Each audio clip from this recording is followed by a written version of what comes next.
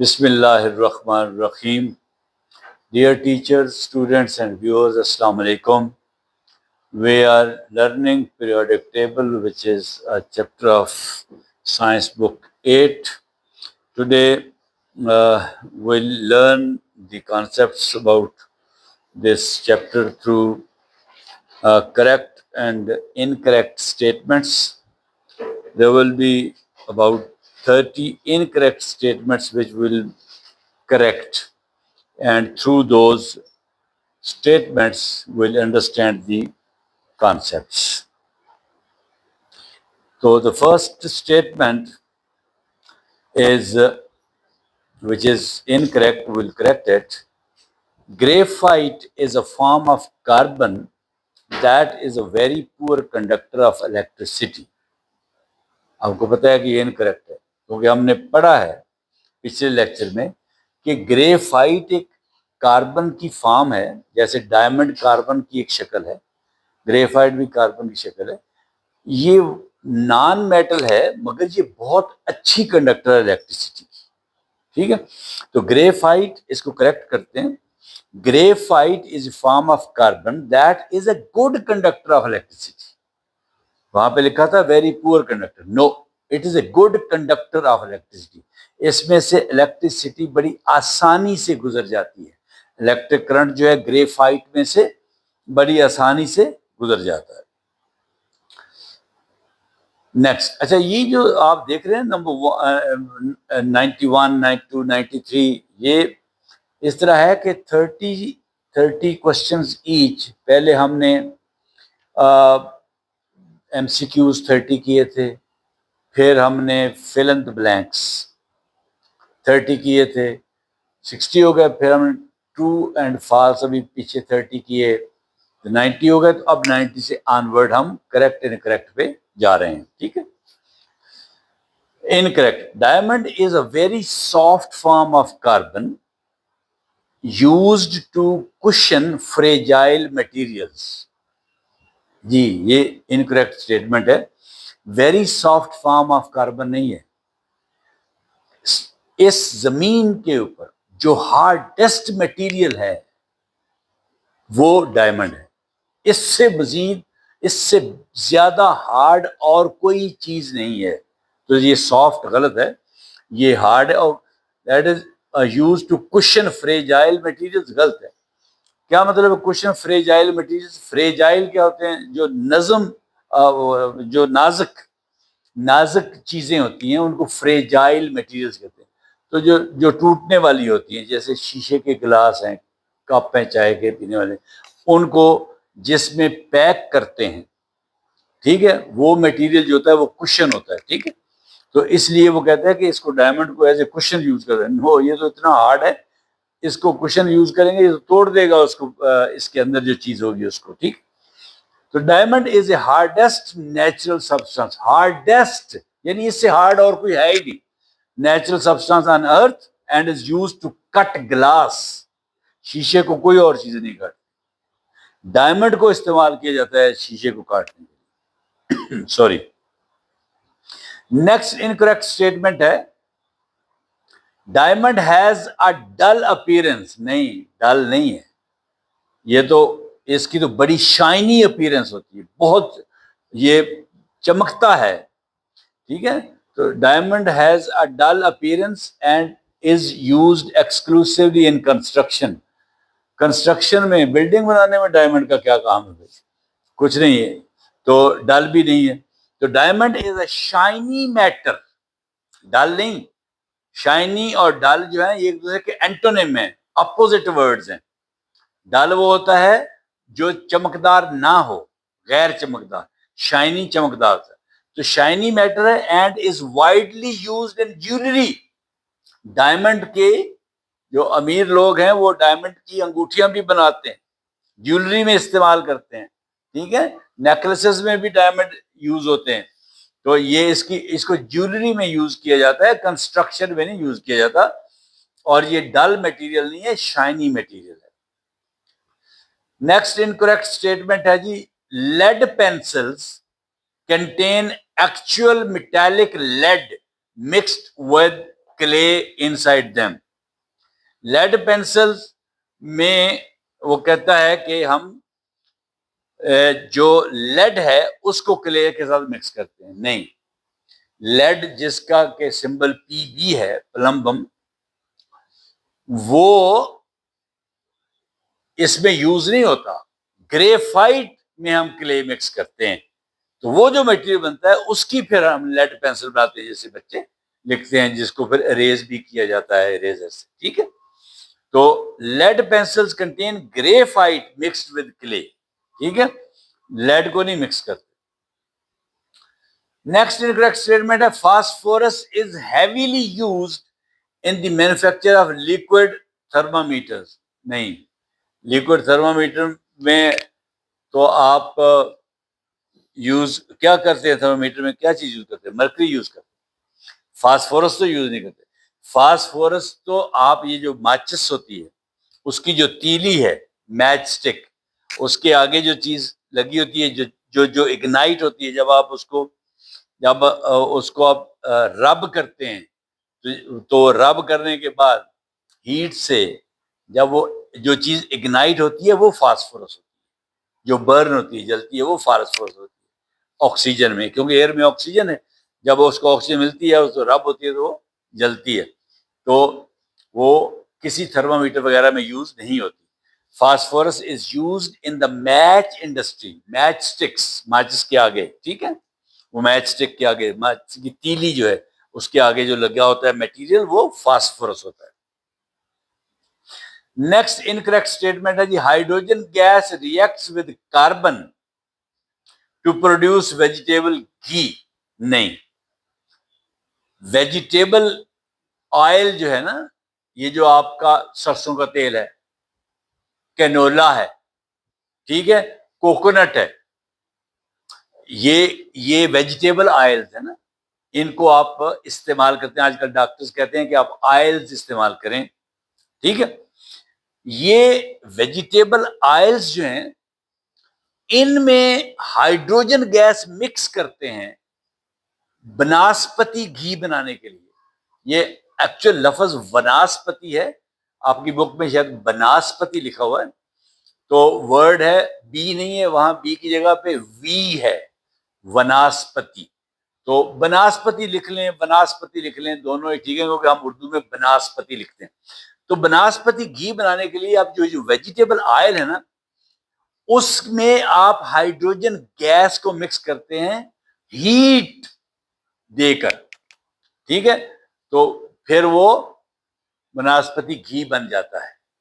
ठीक है, तो इसलिए जो करेक्ट है वो ये है कि hydrogen reacts with vegetable oil to produce वनस्पति घी। ठीक है, next incorrect statement, when hydrogen burns in oxygen it produces a very cool flame used for cooling metals। यानी इनकरेक्ट स्टेटमेंट ये है कि जब आप हाइड्रोजन को ऑक्सीजन के साथ बर्न करते हैं, जब आप हाइड्रोजन को बर्न करते हैं, ऑक्सीजन तो एयर में है ही है, जब आप हाइड्रोजन को बर्न करते हैं तो उससे जो शोला बनता है, वो कहता है it produces a very cool, वो शोला ठंडा होता है, यूज्ड फॉर कूलिंग मेटल्स, जिसको हम इस्तेमाल करते हैं धातुओं को ठंडा करने के लिए, मेटल्स को ठंडा करने के लिए। ये इनकरेक्ट स्टेटमेंट है, इसको हम करेक्ट करेंगे। When hydrogen burns in oxygen it produces a very hot flame. मैंने लिखा है 3200 डिग्री सेंटीग्रेड, ये एक्चुअली है 2850 डिग्री सेंटीग्रेड। ये जो 3200 डिग्री सेंटीग्रेड है ना, ये जब हम हाइड्रोजन को बर्न करते हैं ना, इसके साथ एसिटिलीन के साथ, उस वक्त इतनी हीट होती है। और हाइड्रोजन को जब हम ऑक्सीजन के साथ गर्म करते हैं तो फिर 2850 होती है। और ऑक्सीजन को जब हम प्रोपेन गैस के साथ बर्न करते हैं तो फिर भी 2850 डिग्री सेंटीग्रेड टेम्परेचर बनता है। अब आप देख लें 2800 पे जो आपका आयरन है वो बॉयल करना शुरू कर देता है, गैस बन जाता है। ठीक है, तो जब ये वेल्डिंग जो कर रहे होते हैं उसमें हाइड्रोजन यूज हो रही होती है, हाइड्रोजन बर्न कर रही होती है ऑक्सीजन के साथ, तो उससे उस फ्लेम से इतना वो गर्म होता है, उससे लोहा काट भी लेते हैं और फिर लोहा मेल्ट करके जोड़ भी लेते हैं। वो आयरन को मेल्ट करता है, इतना टेम्परेचर चाहिए होता है, तो वो कूल फ्लेम नहीं होता। ठीक है, तो करेक्ट है, when hydrogen burns in oxygen it produces very hot flame. अगर तो वो ऑक्सी एसिटिलीन है तो फिर तो वो 3200 है, और वो ऑक्सी हाइड्रोजन है तो फिर 2850 है, और अगर वो ऑक्सी प्रोपेन है तो फिर भी 2850 डिग्री सेंटीग्रेड टेम्परेचर है। ठीक है, तो it produces a very hot flame used for cutting and welding metals. Metals को जब आपने काटना हो और वेल्डिंग करना हो तो वहां पे इस्तेमाल करते हैं हम इसको। ठीक है, अगली इनकरेक्ट स्टेटमेंट है, oxygen gas cylinders are supplied in hospitals to help patients with skin conditions. Oxygen gas के जो सिलेंडर्स हॉस्पिटल्स में इस्तेमाल होते हैं वो ऐसे मरीजों के लिए ऑक्सीजन सप्लाई की जाती है जिनको जिल्द की बीमारियां होती हैं। गलत है, जिल्द की बीमारियों के लिए ऑक्सीजन गैस का सिलेंडर नहीं होता। ब्रीदिंग प्रॉब्लम, जिनको सांस का प्रॉब्लम हो, उनके लिए ऑक्सीजन गैस के सिलेंडर, ऑक्सीजन उनको चाहिए होती है। जिनको स्किन की बीमारी है उसको ऑक्सीजन नहीं चाहिए। तो करेक्ट है, oxygen cylinders are used in hospitals for patients suffering from breathing problems. सांस के मसले, दमे का जो मरीज है, सांस का जो मरीज है, उसको ऑक्सीजन का सिलेंडर जो है इस्तेमाल होता है उनको ऑक्सीजन देने के लिए। नेक्स्ट है जी incorrect statement, oxygen and phosphorus gases are combined to manufacture urea fertiliser. गलत, यूरिया फर्टिलाइजर के लिए दो गैसें हम मिक्स करते हैं, हाइड्रोजन और नाइट्रोजन। अमोनियम उसी से बनता है ना, यूरिया जो है उसमें नाइट्रोजन होती है, तो इसमें ऑक्सीजन फास्फोरस में दोनों में तो कोई भी नाइट्रोजन नहीं है, तो यूरिया तो होती ही नाइट्रोजन है। तो आप नाइट्रोजन गैस और हाइड्रोजन गैस को मिक्स करके फिर आप उसकी खाद बनाते हैं, फर्टिलाइजर बनाते हैं। ठीक है, तो hydrogen and nitrogen gases are used in the manufacture of urea fertiliser. ये करेक्ट स्टेटमेंट है। नेक्स्ट इनकरेक्ट स्टेटमेंट ये है, vanaspati ghee is prepared from animal fat using nitrogen gas. No, आप नाइट्रोजन गैस यूज नहीं करते, आप हाइड्रोजन गैस यूज करते हैं, और एनिमल फैट, जानवर की चर्बी, वो भी इस्तेमाल नहीं करते। आप वेजिटेबल ऑयल इस्तेमाल करते हैं, या अपना सरसों का तेल ले लें, या कैनोला ले लें, या कोकोनट ले लें, या राया का तेल ले लें। ठीक है, वो वेजिटेबल घी है, ये सारे सॉरी वेजिटेबल ऑयल्स हैं। इनमें हाइड्रोजन गैस को मिक्स करेंगे आप तो फिर वनस्पति घी बनेगा। ठीक है, तो करेक्ट ये है कि vanaspati ghee is prepared from vegetable oil using hydrogen gas. Next incorrect statement है, copper wires of equal thickness offer high resistance and are used in heating devices instead of transmission lines। तो ये इनकरेक्ट है। आपको पता है कि कॉपर वायर्स जो हैं वो हाई रेजिस्टेंस ऑफर नहीं करती, वो तो बहुत गुड कंडक्टर्स होती हैं, उनमें तो रेजिस्टेंस बिजली के खिलाफ है ही नहीं। इलेक्ट्रिसिटी या इलेक्ट्रिक करंट के अगेंस्ट रेजिस्टेंस बहुत थोड़ी है, उसमें तो बड़ी आसानी से इलेक्ट्रिसिटी गुजर जाती है, तो कोई रेजिस्टेंस नहीं है जो यहाँ पे लिखा गया है कि वो रेजिस्टेंस करता है। कॉपर रेजिस्टेंस नहीं करता। And are used in heating devices. No, heater जो होते हैं उनमें कॉपर यूज नहीं होता। ठीक है, इंस्टेड ऑफ ट्रांसमिशन लाइंस की बजाय वो हीटरों में यूज होता है। नहीं, जो ट्रांसमिशन लाइंस हैं जिनमें जो जो जो जो इलेक्ट्रिसिटी की तारें बड़ी बड़ी जा रही हैं, ट्रांसमिशन की लाइंस, उनमें यूज होता है कॉपर, क्योंकि उसमें से इलेक्ट्रिसिटी बड़ी इजीली पास हो जाती है। ठीक है, तो इसको करेक्ट करते हैं। Copper wires are excellent conductors, बड़े शानदार कंडक्टर्स हैं, and are used for electrical transmission lines, और इलेक्ट्रिकल ट्रांसमिशन लाइंस में कॉपर वायर्स यूज होती है। ठीक है, नेक्स्ट इनकरेक्ट है, an alloy wire of equal thickness to a copper wire has lower resistance and conducts electricity better. गलत है। Alloy जो होता है वो तो बहुत रेजिस्टेंस ऑफर करता है, उसमें तो इलेक्ट्रिसिटी आसानी से गुजर नहीं सकती, तो वो कंडक्ट इलेक्ट्रिसिटी बेटर, नो, वो इलेक्ट्रिसिटी को कंडक्ट कर ही नहीं सकता बेहतर तरीके से, उसमें से इलेक्ट्रिसिटी नहीं गुजरती अलाय में से। ठीक है, तो वो कहता है कि अगर आप एक अलाय है उसकी वायर लें और एक कॉपर की वायर लें, तो कॉपर की वायर के मुकाबले में अलाय की वायर जो है उसमें थोड़ी रेजिस्टेंस है और वो इलेक्ट्रिसिटी कंडक्ट करता है बेहतर कॉपर की वायर से। ये गलत बात, उलट है इसके। ठीक है, तो करेक्ट ये है कि an alloy wire has higher resistance and generates heat. जब आप इलेक्ट्रिक करंट अलाय की वायर से गुजारेंगे तो वो आगे से मुज़ाहमत करेगा, वो इलेक्ट्रिसिटी को नहीं गुजरने देगा, बड़ी मुश्किल से इलेक्ट्रिसिटी जब गुजरेगी तो वो गर्म हो जाएगा, अलाय जो है गर्म हो जाएगा। तो हीटर्स में वो अलाय यूज करते हैं क्योंकि वो उसमें जब इलेक्ट्रिसिटी गुजरती है तो वो रेजिस्टेंस करता है, तो वो फिर हार्ट हो जाता है वो अलाय, जिससे गर्मी पैदा होती है। सर्दियों में वो हीटर आप इस्तेमाल करते हैं अलाय के। An alloy wire has higher resistance and generates heat, making it suitable for electric heating devices. बिजली से गर्म करने के जो आलात हैं वो यानी हीटर वगैरह में अलाय आप इस्तेमाल करते हैं। अगली इनकरेक्ट स्टेटमेंट है, pure silver is extensively used to make heavy industrial machinery because it is cheap and hard. गलत है। प्योर सिल्वर जो है हैवी इंडस्ट्रियल मशीनरी में इस्तेमाल नहीं होता। ठीक है, ये प्योर फॉर्म में बिल्कुल नहीं होता क्योंकि ये हार्ड नहीं है जो इसने लिखा है कि ये चीप एंड हार्ड है। सिल्वर तो सॉफ्ट होता है, चांदी हार्ड तो नहीं है, सॉफ्ट है।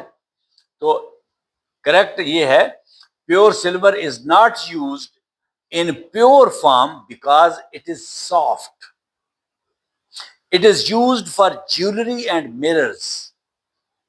ये ज्वेलरी के लिए इस्तेमाल होता है, जेवरात के लिए, और शीशे, आईने जिसमें आप शक्ल देखते हैं, क्योंकि ये बड़ा शाइनी होता है।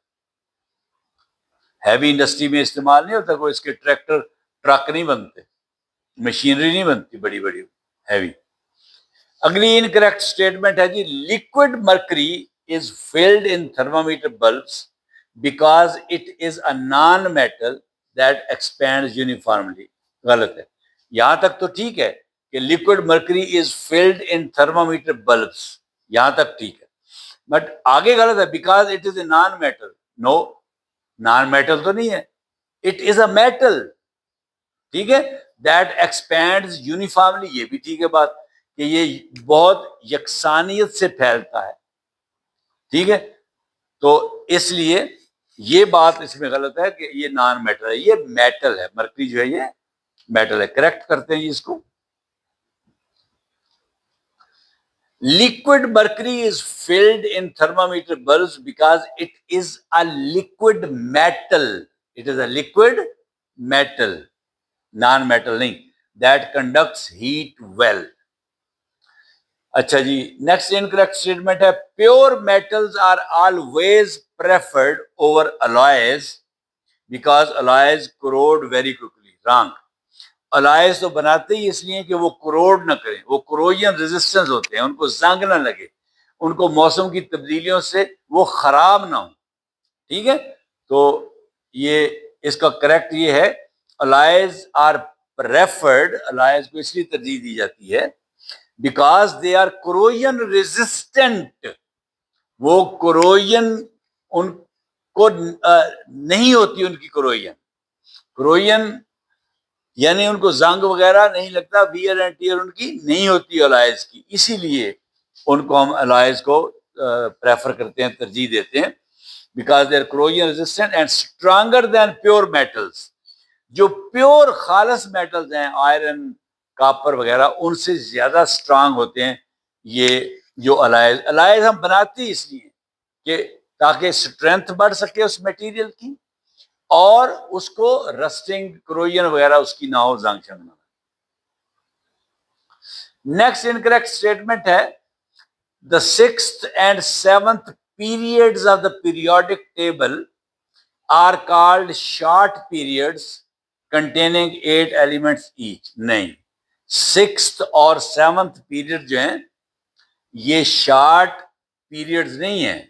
वो जो पीरियडिक टेबल की रोज हैं आखिरी दो, सिक्स और सेवन, वो तो सबसे लंबी हैं, वेरी लॉन्ग पीरियड उनको कहते हैं।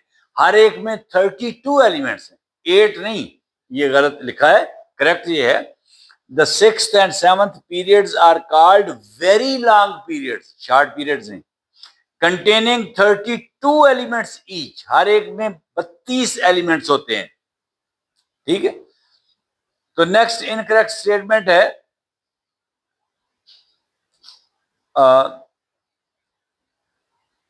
the seventh period is yes, the seventh period of the periodic table is not completely filled with 32 elements।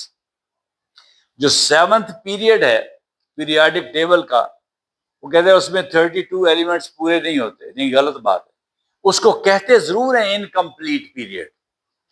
वो इसलिए कि उसमें बहुत सारे एलिमेंट्स ऐसे हैं जो कि रेडियो एक्टिव हैं, अनस्टेबल हैं, वेरी हैवी हैं और बड़े शॉर्ट टाइम के लिए वो बनाए जाते हैं, वो सिंथेटिक हैं।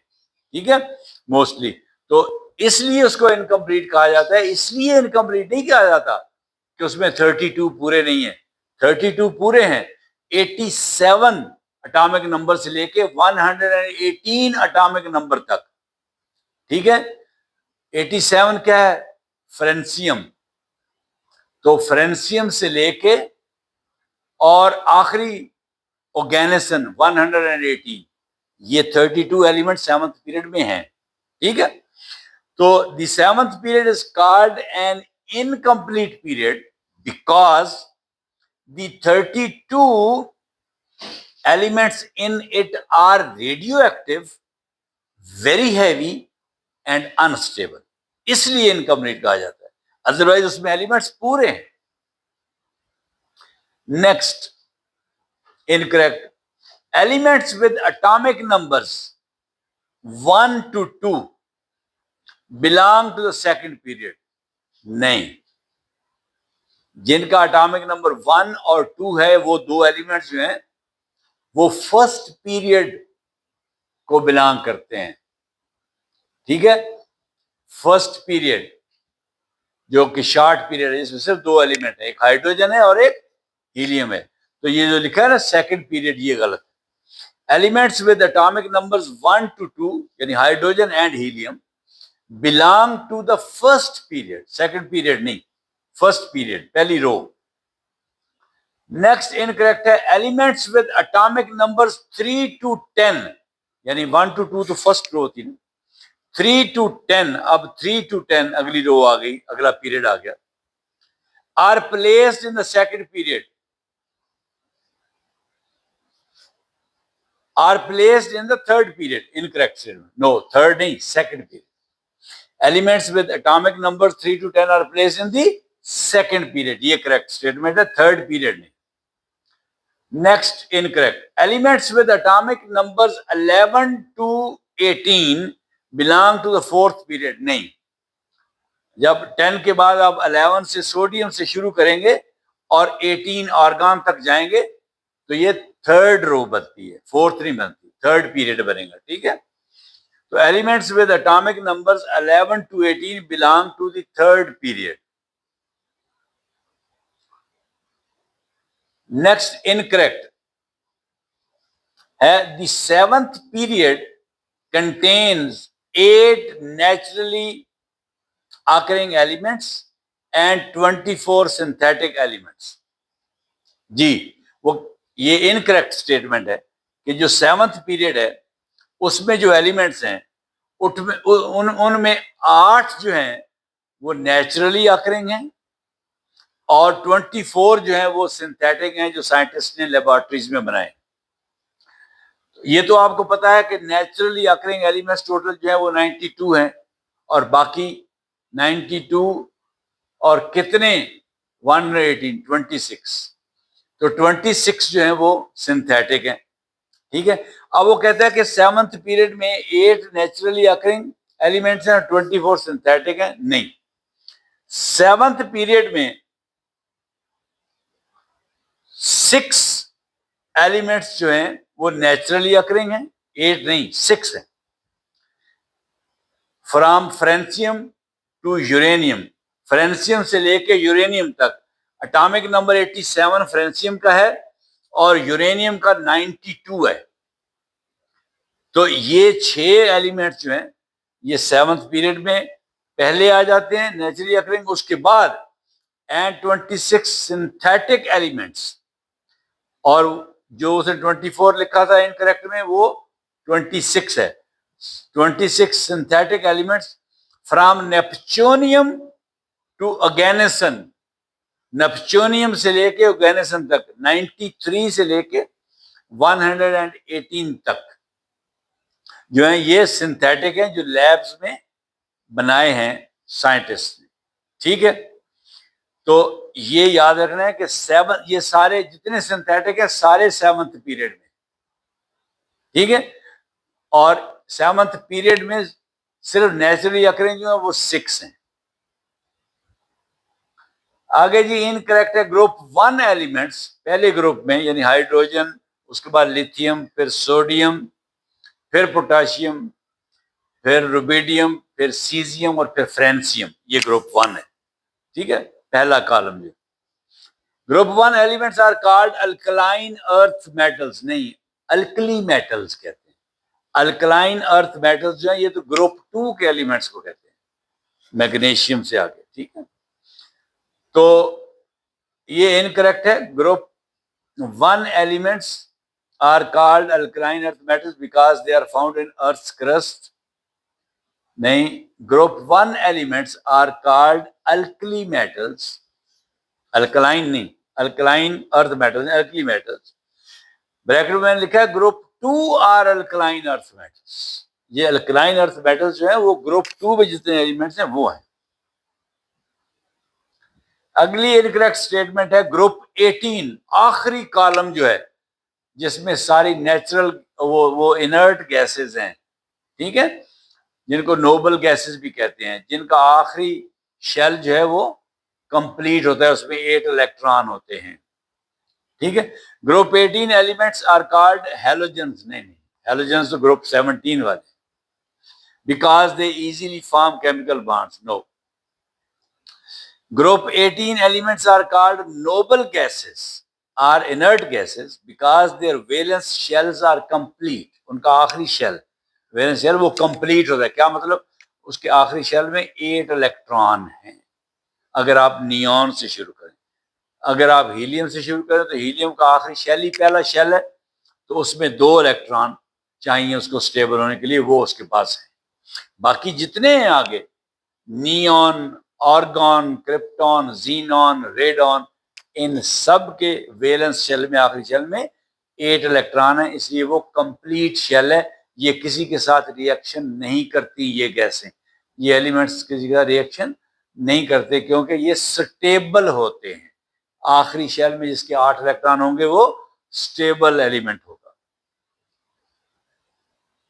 नेक्स्ट इनकरेक्ट है non metals generally reflect light and have brilliant luster like metals, गलत। नॉन मेटल्स जो है वो लाइट रिफ्लेक्ट नहीं करते, मेटल्स लाइट रिफ्लेक्ट करते हैं। एंड हैव ब्रिलियंट लस्टर, और बड़ी चमक होती है उनमें, like metals, no, wrong. Correct ये है कि non metals do not reflect light and are generally non lustrous, dull होते हैं, नॉन लस्ट्रस होते हैं, डल। ठीक है। नेक्स्ट इनकरेक्ट है जी, ductility is the property that allows metals to be converted into flat sheets using hammers। कि ductility एक ऐसी प्रॉपर्टी है जिससे आप मेटल्स को शीट्स बना सकते हैं, उनकी चादरें बना सकते हैं, चौड़ा कर सकते हैं आप हैमर यूज करके। ठीक है, गलत। डक्टिलिटी वो प्रॉपर्टी नहीं है, वो तो मेलेबिलिटी है, चादर बनाना, शीट बनाना। डक्टिलिटी जो है वायर बनाना मेटल की। ठीक है, इसको करेक्ट करें, malleability allows metals to be converted into sheets. Bracket में मैंने लिखा डक्टिलिटी अलाउज मेकिंग वायर्स। ठीक है। अगला इनकरेक्ट है, malleability allows iron to be drawn into fine long electric wires. Malleability एक ऐसी प्रॉपर्टी है जिससे आयरन जो है उसकी लंबी लंबी तारें आप बना सकते हैं। गलत, मेलिएबिलिटी नहीं, वो डक्टिलिटी। डक्टिलिटी एक ऐसी प्रॉपर्टी है जैसे आप ये जिसकी वजह से वायर्स बनती हैं। Ductility allows metals to be drawn into wires. Next incorrect statement है, जर्मन सिल्वर इज, ये हमने ट्रू एंड फॉल्स जो पिछला लेक्चर उसमें पढ़ा था। German silver is a famous alloy that contains 50% pure silver metal. हमने पढ़ा था कि जर्मन सिल्वर में सिल्वर नहीं होता, उसमें तीन चीजें होती हैं, जिंक होता है और कापर होता है और निकल होता है। कापर, निकल और जिंक, ये तीन चीजें मिक्स करके जर्मन सिल्वर बनता है, जिसको ज्वेलरी और डेकोरेशन में आप यूज करते हैं। ठीक है, तो German silver contains no silver, it is compose of copper, zinc and nickel. Next incorrect है जी, ब्रास, पीतल, is a soft metal that dissolves in water to make liquid pipes। गलत। ब्रास जो है सॉफ्ट मेटल नहीं है, ये metal है ही नहीं, ये तो अलॉय है, बड़ा स्ट्रॉन्ग क्रोजन रेजिस्टेंट अलॉय है, और इससे डिजॉल्व, पानी में डिजॉल्व नहीं होता। पानी के लिए तो इसके पाइप्स और नोजल्स बनाई जाती हैं, इसमें से पानी गुजरे। अगर ये पानी में हल हो जाए तो फिर इसकी पाइप्स और नोजल्स क्यों बनाई? तो इसका करेक्ट ये है, brass is a strong corrosion resistant alloy, metal नहीं है, अलॉय है, use to make solid pipes and nozzles. ठीक है। नेक्स्ट इनकरेक्ट स्टेटमेंट है, nitrogen gas is filled in match sticks. माचिस की तीलियों में नाइट्रोजन की गैस भरी जाती है, to make them light up easily, ताकि आसानी से वो जल सकें। गलत। क्या होता है, फास्फोरस यूज करते हैं, नाइट्रोजन गैस नहीं। करेक्ट है, phosphorus is used in the match industry. ठीक है, मैच, माचिस की सनत जो है उसमें हम फास्फोरस यूज करते हैं, नाइट्रोजन यूज नहीं करते। नेक्स्ट इनकरेक्ट है, graphite is the hardest natural material known on earth. No, hardest natural material known on earth जो है वो डायमंड है। डायमंड भी कार्बन का बना हुआ है, ग्रेफाइट भी प्योर कार्बन, डायमंड भी प्योर कार्बन है। कार्बन के ही एटम जो है उनके बांड बने हुए हैं, बट फर्क सिर्फ ये है, ग्रेफाइट में कार्बन के एटम एक डिफरेंट तरीके से मिले हुए हैं, और डायमंड में कार्बन के एटम की अरेंजमेंट डिफरेंट है, टोटल कार्बन के एटम दोनों में। तो इसका करेक्ट ये है, diamond is the hardest natural material known on earth. ठीक है, ग्रेफाइट नहीं, डायमंड। नेक्स्ट इनकरेक्ट है जी, this is the last one, hydrogen gas in oxygen forms a cold flame used to freeze industrial pipes. ये hydrogen gas जब oxygen में जलती है तो कोल्ड फ्लेम बनाती है, ठंडा ठंडा शोला। नो। कितना टेम्परेचर होता है? 2850 डिग्री सेंटीग्रेड, जिससे आप मेटल्स को काटते हैं और वेल्डिंग करते हैं। ठीक है। Hydrogen gas in oxygen burns to form an oxy hydrogen flame. Oxy hydrogen यानी ऑक्सीजन और hydrogen, oxy hydrogen flame used for cutting and welding metals. Metals को काटने में और वेल्ड करने में इसको यूज करते हैं। एक कोल्ड फ्लेम नहीं होता, ये तो बहुत ही ज्यादा गर्म शोला होता है जिसका टेम्परेचर 2850 डिग्री सेंटीग्रेड होता है। ठीक है। तो उम्मीद है आपको समझ आ गई होगी। ये लेक्चर भी यहाँ पे खत्म होता है। तो thank you very much and Allah Hafiz.